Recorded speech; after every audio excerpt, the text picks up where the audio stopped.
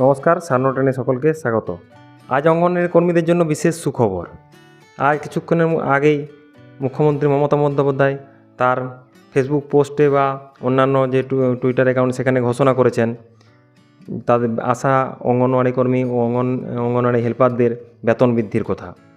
তাই আমার আশাকর্মী বা অঙ্গনওয়াড়ি কর্মী বা হেল্পারদের ক্ষেত্রে এটা বিশাল সুখবর একটা। অনেকদিন ধরে আশাকর্মীরা যদিও আন্দোলন করছিল, তারা বন্ধ পর্যন্ত ডেকেছিল, এমনকি কাজে স্ট্রাইকও করে দিয়েছে। তাই তাদের কথা মাথায় রেখে সবাই আশাকর্মীর সাথে সাথে অঙ্গনওয়াড়ি কর্মীদেরও বেতন বৃদ্ধি হয়েছে। আগামী এপ্রিল 2024 থেকে তাদের বেতন বৃদ্ধি হয়েছে।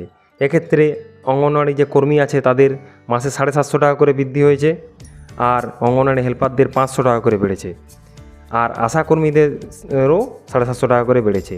তাই এই বেতনটা আগামী আপনার এপ্রিল মাসে বাড়বে, অর্থাৎ আপনারা মে মাসে অ্যাকাউন্টে পেয়ে যাবেন বাড়তি বেতনটা 750 টাকা করে বৃদ্ধি হয়েছে। তাই এটা অনেক দিন ধরে তাদের একটা আন্দোলন চলছিল যে বেতন বাড়ছে না। তাই মুখ্যমন্ত্রী অবশেষে ঘোষণা করলেন লোকসভা ভোটের আগে যে তাদের বেতন বৃদ্ধি হবে।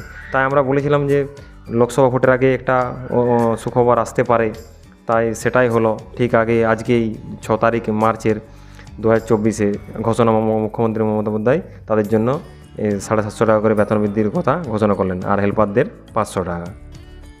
ধন্যবাদ।